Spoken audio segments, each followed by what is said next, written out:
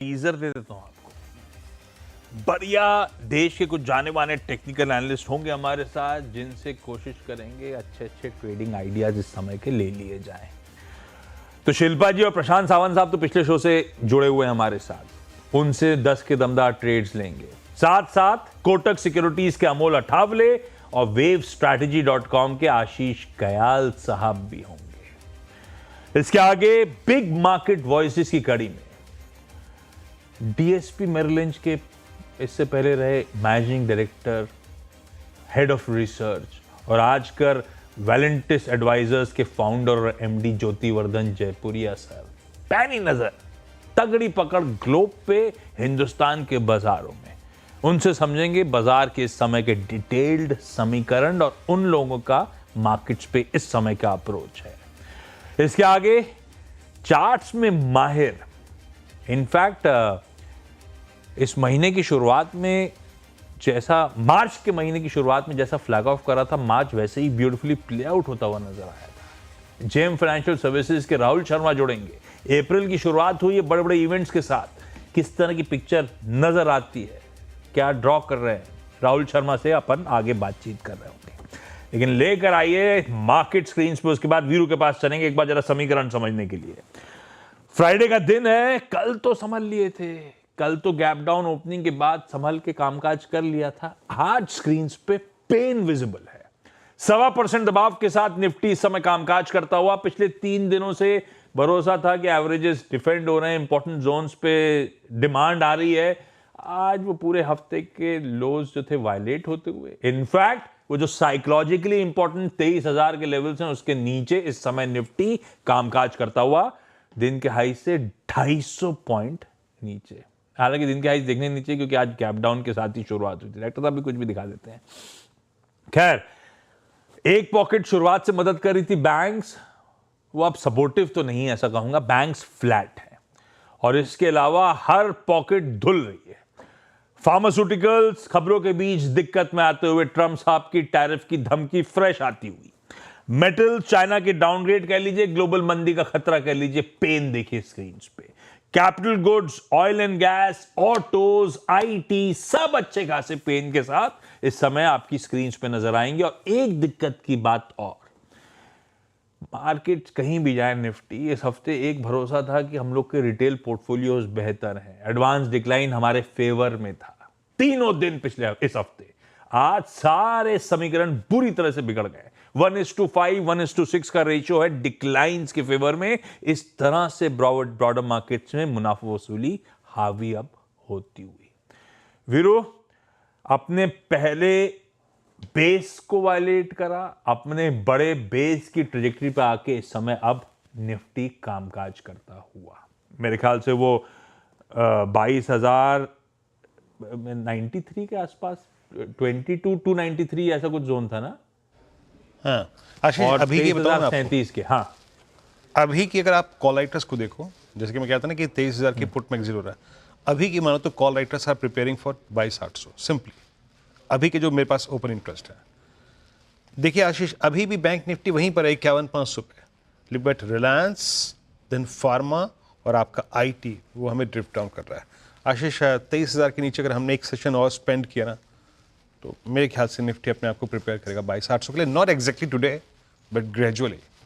But Ashish, pain है थोड़ा सा, और 23,050 के नीचे जब तक हम परसिस्ट करेंगे, मैं सिर्फ इस वक्त कॉल्स के वाई को देख के कह रहा हूँ आशीष, थोड़ा दिक्कत रहेगी। वॉच करिए मार्केट्स को, पेन है और स्क्रीन पे क्लियरली एविडेंट। खैर, ऐसे में कौन से स्टॉक्स पे दाव लगाया जा सकता है? 10 के दमदार ट्रेड्स लेने की बारी। सबको एक बार फिर से स्क्रीन पे दिखाइएगा, सब जुड़ चुके हैं। पहले जा रहा हूं अमोल अठावले साहब के पास। इस समय कोटक सिक्योरिटीज की प्रिफर्ड पिक्स क्या है? अमोल जी, गुड मॉर्निंग। क्या पसंद आ रहा है, क्या ना पसंद आ रहा है? जी नमस्ते एंड गुड मॉर्निंग। कोलपाल के साथ जाना चाहूंगा पोजिशनल पॉइंट ऑफ व्यू से। 2420 के आसपास मैंने पिक किया था। पोजिशनली टारगेट निकल के आ रहे 2525 2535 तक के, और स्टॉप लॉस उसका रहेगा 2375 का। हालांकि आज मार्केट में दबाव जरूर है, बट ये स्टॉक ये वीक में इतना कंट्रीब्यूट किया नहीं है, इनफैक्ट पॉजिटिव है ये वीक में। और काफी ओवर सोल्ड है, कंसोलिडेशन हो रहा है। अगर यही सेटअप कंटिन्यू रहता है तो एक कोलपाल में एक टेक्निकल बाउंस बैक देखने को मिल सकता है। दूसरा भी ट्रेंड को फॉलो कर रहा हूँ तो फेडरल बैंक के साथ जाना चाहूंगा। 193 के आसपास चल रहा है। पोजिशनली टारगेट निकल के आ रहे 205 208 के, और स्टॉप लॉस है उसका 188 का। एक प्रॉमिसिंग अप ट्रेंड रैली के बाद एक करेक्शन देखने को मिला था। वीकली सपोर्ट लिया है स्टॉक ने, डेली पे भी रिवर्सल फॉर्मेशन है। सुबह से थोड़ा प्रेशर में जरूर है, but positional point of view से देखा जा सकता है। दो तेजी के कॉल हैं भाई साहब, जिन पे कन्विक्शन है अभी भी। एक तो है कोलगेट पामोलिव खरीदने का मन, और 2435 नहीं होगा मेरे ख्याल से। अमोल जी बोले थे 252535, है ना अमोल जी? जी परफेक्ट, 2525। ठीक, हाँ इतने सारे नंबर बोल दिए तो हम कंफ्यूज हो गए थे। लिख लिया, अच्छा वो मैंने 2525 से 2535 के टारगेट से रिप्ली ठीक करके प्लेट स्क्रीन पर आ जाएगी। और दूसरा फेडरल बैंक, पिछले शो में भी चर्चा हो रही थी, फेडरल बैंक एक्सपर्ट्स का प्रेफर्ड पिक था, और उस पे और सील ऑफ अप्रूवल लगता हुआ अमोल जी का खरीदारी करने का मन फेडरल बैंक पे बनाया जा सकता है। wavesstrategy.com की इस समय की प्रेफर्ड पिक्स कयाल साहब बताएंगे। आशीष जी गुड मॉर्निंग, आपके preferred pick sir. Good morning. देखिए, प्रीफर्ड पिक में थोड़ा सा लार्ज कैप के साथ जानना चाहूंगा, क्योंकि जिस हिसाब से सेलिंग यहाँ पर दिख रही है ओवरऑल ब्रॉडर मार्केट में, जो आउट परफॉर्मिंग स्टॉक है वो है एचडीएफसी बैंक। देखिए, आज के दिन भी बैंक निफ्टी को संभाल रखा है एचडीएफसी बैंक ने, बहुत ही जबरदस्त गैप अप देके सस्टेन करे, तो एचडीएफसी बैंक पे बाय की राय होगी। यहाँ पर टारगेट ऊपर में 1930 का हम देख सकते हैं, और स्टॉप लॉस 1775 का देखा जा सकता है, तो एचडीएफसी बैंक पे बाय की राय है। दूसरा जो स्टॉक बाई साइड पे है वो है टाटा कंज्यूमर प्रोडक्ट्स। यहाँ पर देखिए बहुत जबरदस्त ट्रेंड 2 से 3 दिन में देखा गया है, और आज के दिन भी ये प्रीवियस जो हाई था अराउंड 1074 को, उसको निकाल के सस्टेन कर रहा है। थोड़ा सा ओवरबॉट है तो डिप पे बाय करने की राय होगी यहाँ पर। और यहाँ पर जो स्टॉप लॉस लगाना होगा वो है 1055 का, टारगेट देख सकते हैं 1150 का। ओके, टाटा कंज्यूमर प्रोडक्ट्स आपका ये बाय कॉल 1087 पे ट्रेड करता हूँ वो अच्छा है। प्रशांत, आपके दो ट्रेड्स क्या रहेंगे? जी वीरू जी, दोनों ही सेल साइड पे होंगे। फर्स्ट होगा कोफोर्ज, और यहाँ पे मुझे लग रहा है बिकवाली करनी चाहिए। ऑलमोस्ट 6800 के आसपास थोड़ा और वीक हो चुका है, बट 6900 के ऊपर स्टॉप लॉस रख के यहाँ 6500 से लेके 6450 ये टारगेट्स देखे जा सकते हैं। ब्रेक डाउन हो चुका है रेंज का, और रेजिस्टेंस पे रिएक्शन आ रहा है अडानी पोर्ट्स में, करीबन 1170-75 के आसपास स्पॉट ट्रेड कर रहा है। यहाँ स्टॉप लॉस रखेंगे 1192, 1192। जो टारगेट में देख रहा हूं वो होगा 1125, 1125 से लेके 1120, 1120। ओके, आपकी दो sell call. We are at day low, दिन के सबसे निचले पर निफ्टी आ चुका है। अब कैपिटल गुड्स भी इस स्पेन में अपना कंट्रीब्यूशन देते हुए अब शिल्पा जी के पास चलते हैं। शिल्पा जी के फ्रेश प्रोस्पेक्टिव को समझते हैं। शिल्पा जी, क्या ले रही हैं आप इस वक्त? दो ट्रेड्स। जी वीरेंद्र जी, मेरे भी दोनों सेल रहेंगे। पहला रहेगा टीटागढ़। टीटागढ़ मुझे लगता है कि अच्छा खासा ब्रेकडाउन अभी फ्रेश दिया है। ये 780 के नीचे फिसल थे, इसमें और वीकनेस बढ़ जाएगा, जहां पे इवेंचुअली बहुत क्विकली 700 का भी टेस्ट कर सकता है। तो इसको हमने अभी भी प्रभुदास लीलाधर में इसको रेकमेंड किया है, सेल फॉर टारगेट्स ऑफ 700। इसको किसी को ऑप्शंस के थ्रू ट्रेड करना है तो हमने इसका 700 का पुट ऑप्शन, जो रफली 10 रुपए में अब ट्रेड करा है, सॉरी, तो इसको रेकमेंड किया हुआ है विद स्टॉप लॉस ऑफ 5 कि आप इसमें बने रहिए। इसमें 30 तक के भी पोटेंशियल गेन्स के टारगेट्स आ सकते हैं। तो थोड़ा आउट ऑफ द मनी है, but only for safe traders. किसी को थोड़ा रिस्क लेना है तो आप इसको फ्यूचर्स में विद 820 स्टॉप लॉस आप इसमें सेल कर सकते हैं। दूसरा मेरा सेल रहेगा आरईसी में। आरईसी ने भी ब्रेकडाउन दिया हुआ है। 420 के नीचे स्टॉक में अभी काफी वीकनेस है, जहां पे ये 395 से लेके 380 के भी डाउनसाइड लेवल्स दिखा सकता है। ये मार्केट मुझे लगता है एक बार 22,800 से लेके 22,500 का रेंज वापस टेस्ट करेगा, तो सेल कॉल्स की तरफ ही ज्यादा झुकाव है। लीजिए भाई साहब, पहले दो जो जोड़े उन्होंने तो बाय बाय करा था, बाकी सब ने सेल कर दिया। अमोल जी ने कोलगेट पामोलिव व फेडरल बैंक पे खरीदारी करने की बात करी थी, तो कयाल साहब ने कहा था एचडीएफसी बैंक और टाटा कंज्यूमर पसंद आ रहा है। मामला गड़बड़ाया, सावंत साहब बोले नहीं साहब, कोफोर्ज और अदानी पोर्ट सेल कर दीजिए, दबाव गहराएगा। तो शिल्पा जी बोल रही हैं टीटागढ़ और आरईसी में भी बिकवाली के ट्रेड्स ही इनिशिएट करने। यह है समय के बढ़िया से प्रिफर्ड पिक्स, या कह लीजिए 10 के दमदार ट्रेड्स। चलिए एक काम करते हैं, सावंत साहब, शिल्पा जी, सुबह से आप लोग जुड़े हुए, थैंक यू सो मच यहाँ जुड़ के 10 के दमदार ट्रेड देने के लिए। अमोल जी और आशीष जी को रोक लेते हैं, कुछ स्टॉक स्पेसिफिक मूव्स पे अपन आगे चर्चा कर लेंगे उनके साथ। लेकिन अब बिग मार्केट वॉइसेस की पारी, और उस कड़ी में वेलेंटिस एडवाइजर्स प्राइवेट लिमिटेड के फाउंडर और एमडी ज्योतिवर्धन जयपुरिया सर आपको आपकी स्क्रीन पे नजर आएंगे। ज्योति सर के आने से पहले मैं इंट्रोड्यूस कर ही रहा था कि ज्योति सर सीएनबी से उस जमाने से जुड़े हैं जब DSP-ML था, उसके MD और हेड ऑफ रिसर्च थे। उसके बाद छोड़ के अपनी खुद की इन्वेस्टमेंट कंपनी शुरुआत करी थी। ज्योति सर जब शुरू करा था ना, तब तो वेदा इन्वेस्टमेंट मैनेजर्स नाम था, ये बदल के वेलेंटिस क्यों हो गया? इसकी ग्लोबल अपील है क्या? वेदा से वेलेंटिस क्यों? नहीं, वो कुछ थोड़ा सा है ना, कॉन्फ्लिक्ट आ गया था कोई दूसरे कंपनी के साथ, तो कुछ मैचिंग हो रहा था नाम। कोई दूसरी भी कंपनी थी वेदा, तो इसलिए फिर हम लोग ने नाम चेंज कर दिया उसको। Jyoti sir good morning, thank you so much जुड़ने के लिए। डे 2 ट्रम्प टैरिफ्स का, वो डिस्काउंटेड रेसिप्रोकल टैरिफ्स का, कल तो मामला संभल गया था, आज मूड बिगड़ा बिगड़ा सा नजर आ रहा है। अब समझ में नहीं आ रहा, जो अनाउंस किया था मैसिव टैरिफ्स, एक्सपेक्टेशन से कहीं ज्यादा टैरिफ्स ग्लोबली लगी हैं, ऐसा मानो कि टैरिफ्स के फ्रंट पे एटलीस्ट वर्स्ट इज ओवर। अब रिपरकशंस फील करेंगे, रिवर्बरेशंस फील करेंगे, अब जो कुछ होगा निगोशिएशंस हो रहे होंगे, जैसे हम भी बातचीत कर रहे हैं कि बायलैटरल ट्रेड एग्रीमेंट यूएस के साथ कर लेंगे। वर्स्ट पीछे है, अब शायद यहां से हालात पटरी पे आए, निगोशिएशंस हो, BTAs हो, ग्लोबली इसी तरफ बढ़ेंगे हम लोग, ऐसा पकड़ लूं क्या? तो देखिए, इसमें क्या 2-3 चीज हो जाता है। एक तो टैरिफ जो था वो सबने सोचा था उससे ज्यादा है, क्योंकि है ना, जनरली भारत में सोच रहे थे 10-12% टैरिफ लगेगा, तो 27% टैरिफ लग गया, और भी कई देश में तो 35-40 लग गया।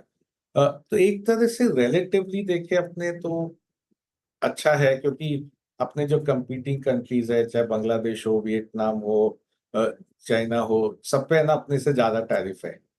पर दूसरा है कि इसके कारण 2 चीज हो जाएगा। एक तो है ना, यूएस में इन्फ्लेशन बढ़ जाएगा, महंगाई बढ़ जाएगी, और उसके इस कारण ग्रोथ स्लो डाउन हो जाएगा, और बाकी कंट्री जो है सब लोग कुछ रिटेलिएशन चालू कर देंगे, तो एक ट्रेड वॉर चालू हो जाता है, तो ग्लोबल इकोनॉमी के लिए कभी अच्छा नहीं रहता है। फिर है ना, उसका क्या रेपरकशन होता है, कितना स्लो डाउन होता है, उसके ना संकेत रहते नहीं है।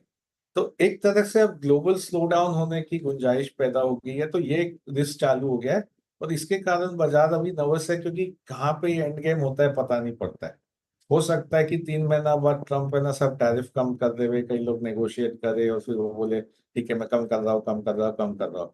जैसे अपने ना अपना बात कर रहे हैं कि उनके साथ एक फ्री ट्रेड अग्रीमेंट होएगा, तो वो फ्री ट्रेड अग्रीमेंट काफी स्पेसिफिक अपने बात करेंगे, इस प्रोडक्ट पे इतना कम, उस प्रोडक्ट पे इतना कम, इस पे ज्यादा। और अभी तो उसने लगाया एक ग्लोबल टैरिफ एक तरह से कि भाई सब प्रोडक्ट पे 27% भारत के लिए लग जाएगा। दूसरा आज हुआ कि वो है ना, फार्मा को, सेमीकंडक्टर को जो एग्जाम्प्ट किया था, आज वो बोला है कि फार्मा पे ना टैरिफ लगेगा, और बहुत बड़ा टैरिफ का संकेत दिया है।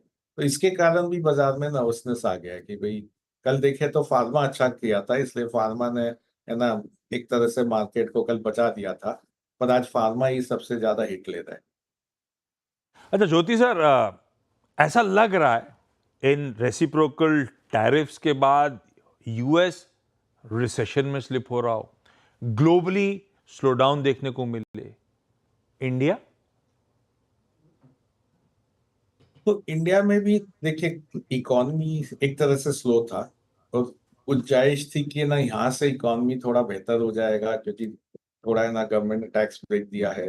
पर यदि ग्लोब में स्लो डाउन आता है तो अपने रिलेटिवली अच्छा हो जाएंगे, अपने ना जितना भारत गिरेगा सबसे कम है ना इकोनॉमी स्लो डाउन होगी, पर फिर भी स्लो डाउन तो आएगा, उसको है ना रोक नहीं सकते, क्योंकि अल्टीमेटली है ना कई एक्सपोर्ट स्लो डाउन होंगे। दूसरा चीज जो होएगा कि यदि चाइना है ना यूएस में नहीं एक्सपोर्ट कर सकता है, तो वो फिर इंडिया में डंप करना चालू कर देगा प्रोडक्ट का, तो उससे भी थोड़ा स्लो डाउन भी आएगा, मार्जिन पे थोड़े प्रेशर भी हो सकते हैं।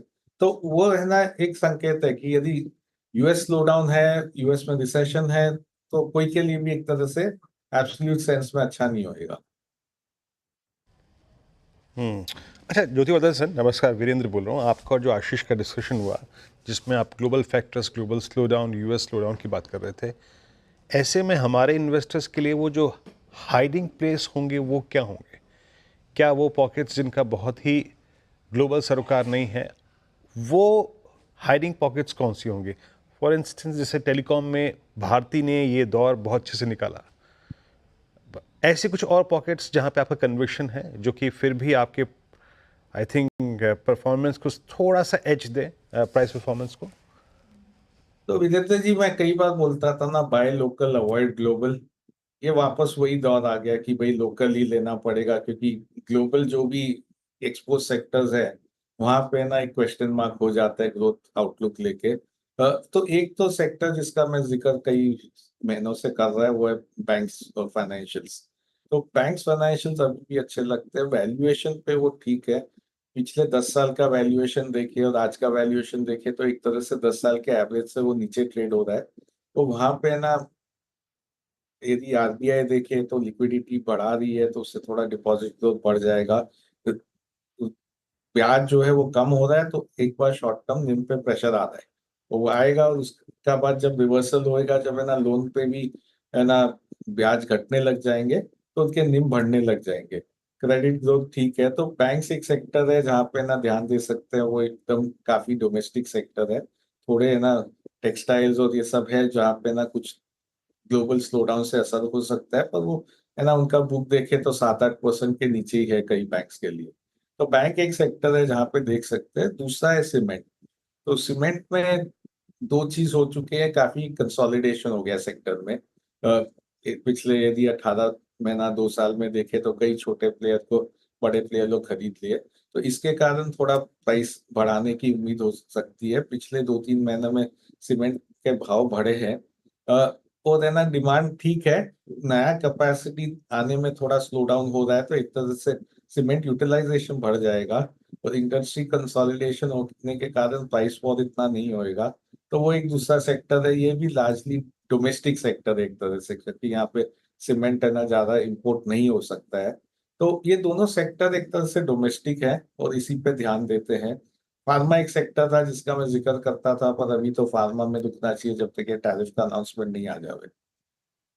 बिल्कुल ठीक। फार्मा तो अब अनसर्टेनिटी हो गई। अब देखते हैं क्या फाइनल अपडेट्स आते हैं ट्रंप एडमिनिस्ट्रेशन की तरफ से। ज्योति सर, एक कंफ्यूजन, ट्रंप के इन टैरिफ अनाउंसमेंट्स के बाद इवेंचुअली पैसा यूएस से इमर्जिंग मार्केट्स में आएगा या इमर्जिंग मार्केट्स दरअसल निकल के यूएस जा रहा होगा? कल से डिफरेंट व्यूज सुनने को मिल रहे हैं और सुनने में ऐसे दोनों लॉजिकल लगते हैं मुझे। आपका टिल्ट किस तरफ है सर? तो देखिए, जब है ना टैरिफ आया उसके पहले मेरा ध्यान था कि पैसा अभी इमर्जिंग मार्केट में आएगा और भारत के लिए अच्छा रहेगा, क्योंकि भारत में भी आएगा। क्योंकि 2-3 चीज हो गए। एक तो जो है ना भारत की वैल्यूएशंस है वो एक रिलेटिव बेसिस पे अब इतनी महंगी नहीं लग रही है। दूसरा है ना एफआई लोग अंडरवेट हो गए भारत।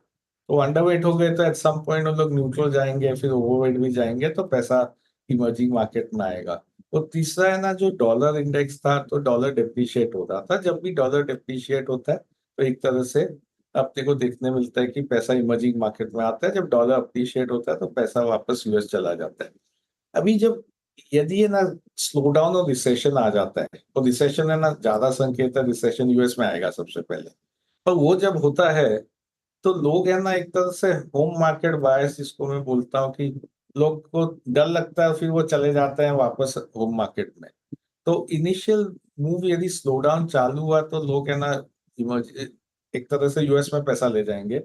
पर यदि भारत का ग्रोथ दूसरे इमर्जिंग मार्केट का ग्रोथ ज्यादा गिरता नहीं है तो एक तरह से रिलेटिवली भारत फिर भी है ना अच्छा ग्रोथ दिखाने में काबिल हो जाता है, तो फिर है ना पैसा वापस इमर्जिंग मार्केट में आना चालू हो जाएगा।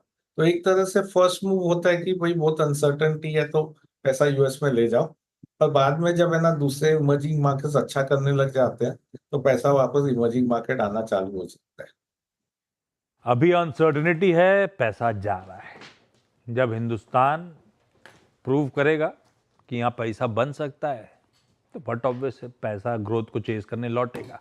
उसके लिए इंपॉर्टेंट है कि हमारा कॉर्पोरेट इंडिया अच्छे तिमाही नतीजे डिलीवर करे, जो अगले हफ्ते से शुरू होंगे। तो देखते हैं इस बार तो अनलाइकली है कि बहुत अच्छे नतीजे आ रहे होंगे, लेकिन कमेंट्रीज बहुत इंपॉर्टेंट हो जाएंगी। Jyoti sir, thank you so much जुड़ने के लिए। तो भारत रिलेटिवली बेहतर प्लेस्ड होगा इस टैरिफ एनवायरमेंट में, लेकिन जब सबकी पिटाई हो रही होगी तो हो सकता है हम भी गिर रहे हो, कम गिर रहे हो बस। कौन सी पॉकेट्स बेहतर लगती हैं भाई साहब? बैंक्स, फाइनेंशियल्स और सीमेंट, डोमेस्टिक ड्रिवन। एक फार्मा रडार पे था ज्योति सर के, लेकिन आज सुबह सारे समीकरण ट्रम्प साहब ने बिगाड़ दिए हैं, तो अभी उस पॉकेट से दूर। तो बैंक्स और फाइनेंशियल्स और सीमेंट में अच्छी स्टोरीज, अच्छे फंडामेंटल स्टॉक्स चाहें तो आप इन लेवल्स पे एक्यूमुलेट करना शुरू कर सकते हैं। आगे बढ़ रहा हूं। जेएम फाइनेंशियल सर्विसेज के डायरेक्टर और हेड रिसर्च राहुल शर्मा साहब आपको आपकी स्क्रीन पर नजर आएंगे। Rahul ji, good morning. लाइए जरा निफ्टी का 3 महीने का चार्ट रखिए डायरेक्टर साहब स्क्रीन पे। फरवरी 28 को राहुल ने कहा था कि हम एक्सपेक्ट कर रहे हैं निफ्टी बॉटम आउट करेगा। डॉक्यूमेंटेड है वो, लिखित में राहुल की तरफ से वो। खैर, ये कहा था कि निफ्टी डीप वैल्यू जोन में एंटर कर रहा है, और उसके बाद हमने देखा वाकई मार्च में वो बॉटम आउट हुआ, और मार्च का महीना काफी अच्छा रहा शेयर बाजार के लिहाज से। राहुल, बढ़िया रहा वो, डन एंड डस्टेड। अप्रैल की शुरुआत हो गई, नए महीने का आगाज हो गया। शुरुआत बड़े बड़े इवेंट्स के बीच कुछ लड़खड़ाती हुई नजर आ रही है। ऐसे में अप्रैल के लिए किस तरह का सिनेरियो पेंट कर रहे हो आप? जी हाँ, very good morning Ashish ji. देखिए, ये बड़ी रैली के बाद फाइनली मार्केट ने एक पुल बैक देखा है। टेक्निकली हमें लगता है कि 22,800 22,500 का जो रेंज है, यहाँ पर निफ्टी के डबल सपोर्ट्स है, 22,800 पे एक, 22,500 पे दूसरा। हमें लगता है कि ये जो फियर है इसे बाय करके चलना चाहिए। इसके कई रीजन है। एक तो जैसे हम थोड़ी देर पहले डिस्कस कर रहे थे कि जो टैरिफ वाला सिचुएशन है, ये डेफिनेटली एक ओवरहैंग की तरह रहने वाला है, लेकिन रिलेटिव पोजीशनिंग में इंडिया का जो सेटअप है, खास करके इमर्जिंग मार्केट्स में, वो काफी बढ़िया है। रिस्क रिवॉर्ड अभी भी इंडियन मार्केट्स में काफी अच्छे हैं, और हमें लगता है कि सूनर देन लेटर, खास करके जब हमारी अर्निंग सीजन चालू हो जाएगी, आरबीआई की पॉलिसी भी शेड्यूल्ड है, कहीं ना कहीं ये ट्रिगर्स देंगे मार्केट को, एक बूस्टर देंगे सेंटीमेंट के लिए। और हमें लगता है कि मार्केट के अंदर रिलेटिव आउट परफॉर्मेंस बनी रहेगी, यानी कि अगर यूएस मार्केट्स यहाँ से और भी करेक्ट होते हैं तो रिलेटिव स्केल में हम यहाँ पर कम करेक्ट होने चाहिए, और जैसे ही वहां पर बाउंस बैक बनेगा तो यहाँ पर बाउंस बैक जो है काफी अच्छा देखने को मिल सकता है। तो इसमें स्ट्रैटेजी क्या रखे? देखिए, स्टॉक स्पेसिफिक यहाँ पर वोलेटिलिटी ज्यादा है, तो हम स्टॉक स्पेसिफिक अवॉइड करेंगे यहाँ पर, लेकिन आप इंडेक्स बेस्ड अप्रोच लेकर के चल सकते हैं। हमने फरवरी मार्च में भी आपके शो पर जूनियर बीस लेने की राय दी थी। तकरीबन 10-12% जूनियर बीस नीचे से चल गया पिछले महीने। अब इस करेक्शन में हमें लगता है कि तकरीबन 660 के आसपास जूनियर बीस को फिर लिया जा सकता है। जूनियर बीस एक ETF है जो निफ्टी नेक्स्ट 50 को रेप्लिकेट करता है। तो निफ्टी नेक्स्ट 50 वो स्टॉक्स है जो निफ्टी 50 के बाद वाले जो 50 स्टॉक्स है वो इस इंडेक्स में आते हैं। तो आपको एक लार्ज कैप और एक अपर मिड कैप का एक फ्लेवर मिल जाता है इस इंडेक्स के अंदर, और इसे बाय करके आप यहाँ पर चल सकते हैं। अब छुपने की राय कहां पर है? क्लियरली हमने देखा है कि बैंक्स यहाँ पर आउट परफॉर्म कर रहे हैं। बैंक्स के अंदर वीकनेस नहीं है, तो एक तरह से एज ए डिफेंसिव बैंक्स को अभी लिया जा सकता है। बैंक निफ्टी में हमें लगता है कि इवेंचुअली तकरीबन 53,500 से लेके 54,000 तक के टारगेट्स हमें देखने को मिलेंगे, लेकिन टाइम लग सकता है क्योंकि ओवरऑल ग्लोबल सेंटीमेंट जो है उसमें समय लग सकता है सुधरने में। लेकिन पोजिशनली हमें लगता है कि अगर आपका महीने 2 महीने का व्यू है तो तकरीबन 54,000 तक के टारगेट्स बैंक निफ्टी के अंदर देखने को मिल सकते हैं। तो आप बैंक निफ्टी में बैंक बीस के थ्रू पार्टिसिपेट करके चल सकते हैं, और ओवरऑल मार्केट में आप जूनियर बीस लेकर के यहाँ पर बाय करके चल सकते हैं। ओके राहुल जी, नमस्कार। लेकिन शॉर्ट टर्म में अगर आपका व्यू है कि if Nifty is heading towards 22,800 22,500, वो उस फॉल को स्पॉन्सर कौन करेगा? आज हम शायद 23,000 को 23,100 को बचा लेते, लेकिन फाइनली वो ट्रंप जी का बयान फार्मा को लेकर, उसने वो फाइनली अगर आप देखें वो डैमेज भी कर ही दिया। आगे कौन स्पॉन्सर करेगा इस गिरावट को? जी, I think Anuj across the board selling देखने को मिल रही है, except banks and financials across the board हमने देखा है कि इनफैक्ट लास्ट 1.5 सेशन में निफ्टी के अंदर वीकनेस यहाँ पर बनी है। तो ओवरऑल हमें लगता है कि मेटल्स के अंदर इंक्रीमेंटल वीकनेस देखने को मिल सकती है। हमें लगता है ऑटो जो कि ऑलरेडी थोड़ा प्रेशर में था, यहाँ पर और वीकनेस एक्सटेंड होती हुई दिख सकती है। और कहीं ना कहीं आईटी जो है, जो कि अच्छा खासा वेटेज है निफ्टी के अंदर, ये भी लगातार निफ्टी को नीचे की तरफ ड्रैग करता हुआ जा रहा है। तो आई थिंक रेदर मैं क्वेश्चन को इन्वर्ट करूंगा कि कौन से वो सेक्टर से जो शायद ना गिर सके, तो उसमें से बैंकिंग और फाइनेंशियल एक ऐसा स्पेस है जहां पर हमें लगता है कि रिलेटिव स्ट्रेंथ बनी हुई है। उसके अलावा I think across the board आज के सेशन में हमने सेलिंग देखने को मिली है, और कहीं ना कहीं उसको देखकर ऐसा लग रहा है मार्केट्स जो है काफी लाइट है। अगर हम इंडेक्स पोजीशनिंग देखें एफआईएस की, रिटेल की, तो पोजीशनिंग रिलेटिव बेसिस पर काफी लाइट है। तो हमें लगता है कि आने वाले 2-3 सेशन में, खास करके नेक्स्ट वीक में जो कि एक ट्रंकेटेड वीक है, उसके बाद वाला वीक भी ट्रंकेटेड है, तो गैप अप गो डाउन का माहौल हो सकता है। तो पोजीशंस जो है आई थिंक स्ट्रिक्टली आप या तो ऑप्शंस के जरिए खेले जहां पर डाउनसाइड आपको पता है कि लिमिटेड है, या तो आप जैसे हम ईटीएफ की जो राय दे रहे हैं उस हिसाब से लेकर के चल सकते हैं। ओवरऑल व्यू तेजी का है, लेकिन मेरे हिसाब से इस वोलेटिलिटी में आप क्वालिटी स्टॉक्स, क्वालिटी सेटअप्स जो है वहां पर आप अक्यूमुलेशन करें, और हमें लगता है कि सेकेंड हाफ ऑफ अप्रैल में निफ्टी को ब्रीदर देखने को मिल सकता है। चलिए राहुल जी, बहुत बहुत शुक्रिया, आप इस मंत्रणा में, इस बातचीत में आज शामिल हुए, और आपसे बातचीत करते करते इस वक्त निफ्टी इस वक्त डे लो पर 22,930, तो फाइनली 23,000 का जो साइकोलॉजिकल लेवल था वो सरेंडर कर दिया यार डे लो। आशीष ने आज ऐसा फ्लैश पड़ा कि 23,130 का निफ्टी 22,930 हो गया। और वो फार्मा इंडिविजुअल स्टॉक्स देखो आप, ऑरबिंदो सेल लिया था अपन ने 4% नीचे, ऑरबिंदो 10% के लोअर सर्किट पे लॉक्ड है, अभी सर्किट खुलेगा, वायदा का खिलाड़ी है भाई साहब। लॉरस लैब्स 10%, ल्यूपिन ग्रैन्युअल्स 8%, इस तरह की धुलाई हो रही है। डॉक्टर रेड्डीज 7% विरुद्ध दबाव में, इस तरह से फार्मा करेक्ट कर रहा है। दवा ने बचाया था, आज दवा ही जान निकाल रही है ना। खैर, बाकी का जो ब्यौरा है वो श्रेया और कंचन और आपके कुछ प्रश्नों के जवाब जुटाएंगे अगले कार्यक्रम में ट्रेडर्स हॉटलाइन। हम दोनों को इजाजत दीजिए, आशीष, नमस्कार।